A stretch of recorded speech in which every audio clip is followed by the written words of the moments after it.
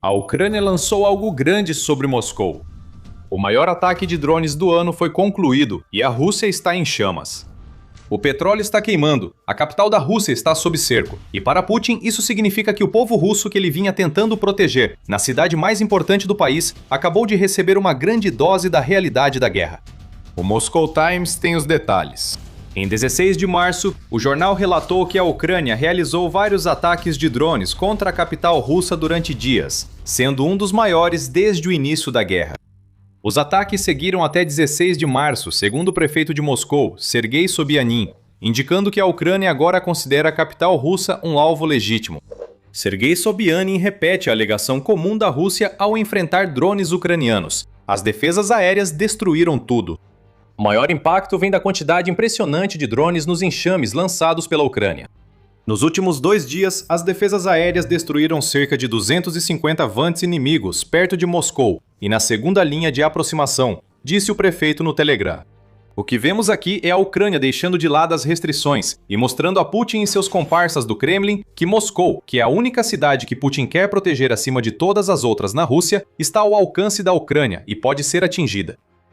O grande trauma psicológico gerado pela crescente estratégia aérea da Ucrânia pode pressionar Putin a encerrar sua invasão, como veremos mais adiante no vídeo. Antes disso, é importante analisar a imensa escala do ataque da Ucrânia a Moscou. A Ucrânia já lançou drones contra Moscou antes. Em março de 2025, quase um ano antes do ataque recorde de drones, a Ucrânia já havia tentado algo semelhante em Moscou. Segundo o Ministério da Defesa russo, nesse ataque, 91 drones ucranianos foram abatidos em Moscou e arredores, e 3 pessoas morreram. Não há vítimas no ataque mais recente da Ucrânia até agora, mas testemunhas relataram várias explosões, e aeroportos em toda a região de Moscou foram fechados. O Kiev Post relata que pessoas no local afirmaram ter visto explosões no distrito administrativo Troitsky de Moscou, além de Podolsk, Domodedovo, Dubna, Mozhaisk, Istra, Solnechnogorsk e Naro-Fominsk, que também foram atacados enquanto a Ucrânia lança drones quase indiscriminadamente contra a capital russa e regiões vizinhas. E ainda há o fechamento dos aeroportos. Rosaviatsia, autoridade de aviação da Rússia, restringiu voos em vários aeroportos após grande ataque de drones da Ucrânia. Os aeroportos Vnukovo, Domodedovo, Zhukovsky e Sheremetyevo tiveram voos cancelados ou atrasados, e apenas Vnukovo conseguiu voltar a operar normalmente. Os outros aeroportos despacham voos em coordenação com as autoridades, segundo o Kiev Post. O fechamento dos aeroportos não é o único problema da Rússia agora. Longe de Moscou, o petróleo queima. Em instantes revelaremos onde, mas não subestime a importância de a Ucrânia fechar aeroportos de Moscou. O fechamento de aeroportos provoca atrasos e cancelamentos de voos, deixando milhares de viajantes russos presos. Psicologicamente, isso é um sinal tão claro quanto qualquer outro de que os drones da Ucrânia estão alcançando o território russo. Não importa o quanto Putin se esforce para suprimir as evidências dos ataques de drones, o que é uma das principais razões para o Kremlin bloquear o acesso ao Telegram, a suspensão dos voos por motivos de segurança envia uma mensagem clara. Os drones da Ucrânia estão nos céus. O cancelamento de voos gera reembolso de passagens, reduzindo a renda do Kremlin. Vimos algo semelhante em julho de 2025, quando um ataque massivo de drones a 10 cidades da Rússia levou ao atraso de 2.000 voos e ao cancelamento de outros 485. Cerca de 43.000 passagens tiveram que ser reembolsadas como resultado desses problemas. E isso representa muita renda tributável sendo devolvida ao bolso de cidadãos russos. Renda essa que o Kremlin não consegue alcançar. Cada ataque que fecha aeroportos prejudica financeiramente a máquina de guerra de Putin e atinge a propaganda que o Kremlin tenta impor ao povo russo. Outro detalhe interessante nessa história. Segundo o Kiev Post, pelo canal russo de blogueiros militares Shot no Telegram, a Ucrânia usou drones FP-1 nos ataques a Moscou. A Ucrânia teria lançado esses drones em ondas de 8 a 10 por vez. Cada um desses drones é capaz de transportar até 60 quilos, ou 132 libras de explosivos, e pode percorrer até 1.400 quilômetros, ou 869 milhas, colocando Moscou bem dentro do seu alcance. Esses drones são novidades no aspecto aéreo da guerra na Ucrânia. O FP-1 foi revelado em maio de 2025, embora tenha sido relatado que ele é capaz de transportar uma carga explosiva 2 vezes maior do que o Kiev Post afirma, além de poder percorrer 200 km, ou 124 milhas a mais. Militani diz que a Ucrânia já estava produzindo os drones em grande quantidade em maio e que eles já haviam sido usados para realizar vários ataques contra a Rússia. Avançando para novembro, o New Voice of Ukraine também fez uma reportagem sobre o FP-1, destacando-o como um drone capaz de remodelar toda a estratégia de longo alcance da Ucrânia.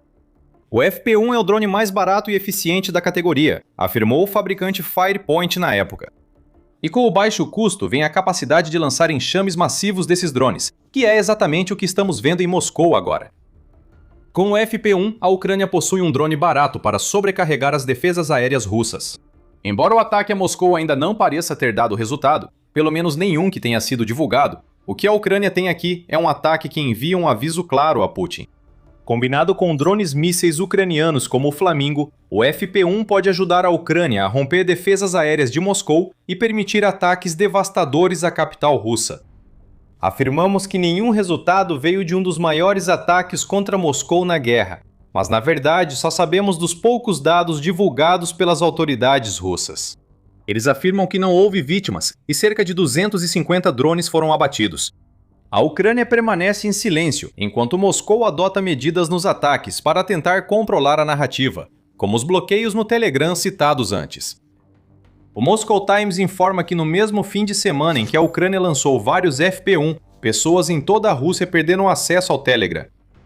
Uma repressão total é esperada para abril, podendo encerrar o aplicativo de mídia social na Rússia. A queda coincidindo com o ataque da Ucrânia sugere que o Kremlin está se precipitando para impedir a circulação de notícias e imagens dos ataques a Moscou.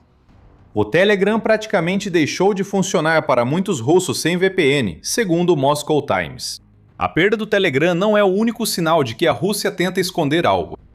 Como informou o Kiev Post em 15 de março, um apagão digital atingiu Moscou e São Petersburgo nos últimos dias. Esse apagão parece ter sido instigado pelo Kremlin e cortou 19 milhões de pessoas dos serviços de internet móvel. Rumores apontam ligação com um plano de golpe durante cortes de Putin no Ministério da Defesa russo. Mas no fim das contas, tudo isso significa que a Rússia está se esforçando para tirar das próprias pessoas as ferramentas que elas poderiam usar para relatar o sucesso ou não dos ataques recordes de drones da Ucrânia contra Moscou. Isso é supressão de evidências. Supressão de relatos do povo russo e da verdade que Putin quer desesperadamente manter contida. Apesar dos esforços do Kremlin para controlar a narrativa em Moscou, outra região da Rússia mostra que drones ucranianos estão acertando seus alvos. Vamos contar qual é essa região e o que ocorreu em instantes. Mas antes disso, este é um lembrete rápido de que você está assistindo ao The Military Show. Se quiser mais análises como esta, inscreva-se no canal para nunca perder um vídeo. Com Moscou fora do ar e drones ativos, a Rússia enfrenta grandes problemas em Krasnodar. Localizada a cerca de 1.300 quilômetros, ou pouco mais de 800 milhas ao sul de Moscou, essa cidade é a capital da região de Krasnodar Krai, na Rússia, e fica a menos de 100 milhas do Mar Negro. Essa localização torna Krasnodar um alvo principal para drones e mísseis ucranianos. Some-se a isso o fato de que a região também abriga depósitos de petróleo, que a Rússia utiliza como parte de sua rede logística para enviar combustível e suprimentos para a Ucrânia ocupada. Com isso, você sabe o que a Ucrânia atingiu no mesmo fim de semana em que enviou 250 drones a Moscou? Se você pensou em petróleo russo, acertou. Na madrugada de 16 de março, a Ucrânia lançou um ataque maciço de drones em Krasnodar Krai, atingindo um depósito de petróleo. Os primeiros relatos das explosões na cidade começaram a surgir por volta das 2 da manhã, horário local, e não demorou muito para que as evidências do sucesso da Ucrânia se acumulassem a tal ponto que as autoridades russas não conseguiram fingir que o petróleo não estava queimando na cidade. Após ataque da Ucrânia, equipe de emergência de Krasnodar Krai informou no Telegram. Drone causou incêndio em depósito de petróleo na zona industrial de Lebinsk. Segundo informações iniciais, não há vítimas. Não houve vítimas, mas houve muito fogo. Exilanova Plus comprovou isso ao postar no Telegram vários vídeos das consequências do ataque da Ucrânia. Todos mostram um grande incêndio na zona industrial de Lubinsk, e só parece crescer à medida que você vê os vídeos. A Ucrânia ainda não comentou o ataque, mas todos os relatos deixam claro que ela lançou drones contra o depósito de petróleo. Sobre a Rússia, além dos comentários da equipe de emergência de Krasnodar, vimos a mesma desculpa repetida das autoridades russas. Isso não foi a Ucrânia conseguindo um acerto direto com seus drones de longo alcance. Ah, não! As defesas aéreas da Rússia foram tão eficazes que destruíram todos os drones sobre Krasnodar. E acontece que os destroços desses drones caíram sobre o depósito de petróleo com tanta força explosiva que fizeram o depósito inteiro pegar fogo, com chamas tão grandes que podem ser vistas de uma distância enorme. Alguém mais sente déjà vu nas notícias russas sobre ataques de drones ucranianos? Sempre são os destroços que causam danos, não os drones. A essa altura parece que a infraestrutura energética e militar da Rússia é tão frágil que pode pegar fogo com qualquer impacto. Estamos sendo sarcásticos. Na verdade, os destroços de drone mais precisos do mundo atacaram de novo. Acontece que eram destroços que ainda estavam conectados a um drone, porque as defesas aéreas da Rússia falharam completamente em derrubar esse drone do céu. O Kiev Independente destaca que Krasnodar Krai tem sido alvo frequente da Ucrânia na última semana. Em 15 de março, a Ucrânia atacou a estação de bombeamento de petróleo Tikhorets, importante ponto de trânsito regional. Fotos voltaram a circular nas redes sociais, como uma da Exilinova Plus, mostrando a instalação em chamas. Para piorar, o ataque de 15 de março ocorreu logo após outro em 12 de março na mesma instalação. Além disso, a Ucrânia também realizou um ataque contra a refinaria de petróleo Ifipsk, aproximadamente na mesma época. Parece que a Rússia não tem defesas aéreas em Krasnodar Krai. Talvez não tenha mesmo. Mas enquanto o Kremlin se apressa para impedir que informações saiam de Moscou após um dos maiores ataques já realizados pela Ucrânia contra essa cidade, parece estar falhando em acompanhar o que a Ucrânia está fazendo, a cerca de 1.300 quilômetros de distância. O petróleo de Krasnodar Krai está em chamas e a Rússia não conseguiu conter as ações da Ucrânia na região. Krasnodar e Moscou, cidades bem diferentes, sofreram muita destruição por drones nos últimos dias. E cada um desses ataques ucranianos fez algo diferente, embora todos sirvam, no final das contas, ao mesmo propósito de enfraquecer a máquina de guerra russa. Vamos focar no Krai de Krasnodar por enquanto, e depois voltamos a Moscou. Vimos aqui a continuidade de uma estratégia que a Ucrânia intensificou em 2025. Ao eliminar o máximo possível do petróleo da Rússia, você enfraquece as forças de Putin na linha de frente e retira um recurso fundamental que o Kremlin usa para ganhar dinheiro. As instalações que a Ucrânia atingiu no Krai de Krasnodar são essenciais para suprir a linha de frente, segundo o Kiev Post. O Krai de Krasnodar é considerado um centro logístico estratégico para o exército russo. Segundo o veículo, os depósitos de petróleo da região funcionam como postos de combustível para as tropas russas que lutam no sul da Ucrânia. A lógica da Ucrânia é simples. Destruindo postos de combustível, elimina-se o combustível russo na origem. Isso significa que tanques, veículos blindados e tudo mais que a Rússia tem na Ucrânia não estão recebendo combustível. Assaltos mecanizados viram de infantaria quando a parte mecanizada para de se mover. Mesmo com defesas aéreas móveis e artilharia, a Rússia fica limitada porque o fluxo de petróleo foi interrompido. Eles precisam permanecer onde estão, e se a Ucrânia souber sua localização, mais drones os encontrarão, já que estão presos sem combustível. Não podemos subestimar a importância dos ataques ao petróleo do Krai de Krasnodar para a receita. Petróleo queimado não pode ser exportado.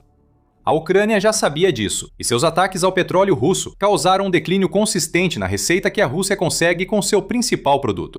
A Operação Fúria Épica no Irã beneficiou a Rússia, que, segundo o Financial Times, lucra 150 milhões de dólares extras por dia com o petróleo após o bloqueio do Estreito de Hormuz pelo Irã e a alta dos preços.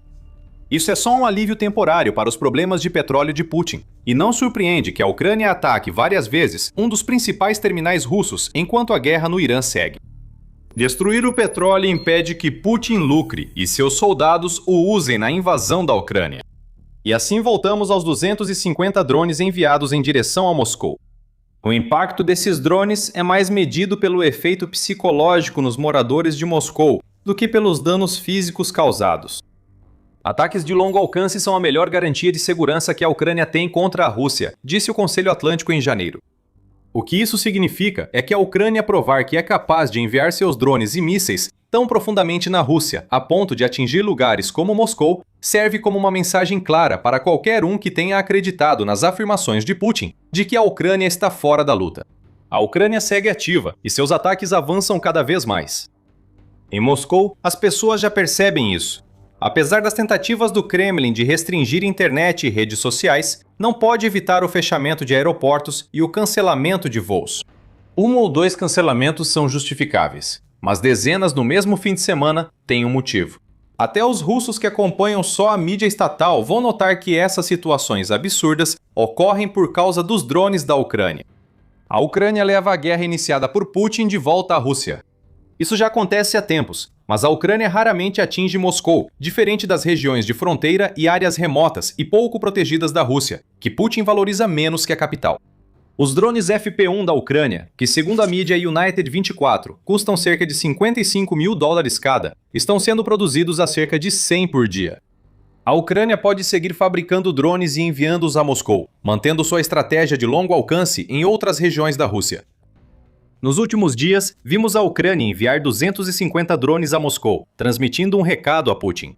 O mesmo vale para os depósitos e terminais de petróleo em chamas no Krai de Krasnodar, destruídos tanto por praticidade quanto por psicologia.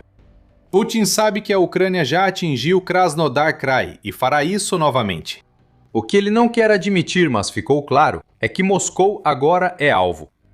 Supondo que a Rússia fale a verdade, todos os 250 drones ucranianos teriam sido destruídos sobre Moscou. Mesmo assim, Putin deve se perguntar: quantos drones mais a Ucrânia pode enviar? Moscou continuará sendo alvo?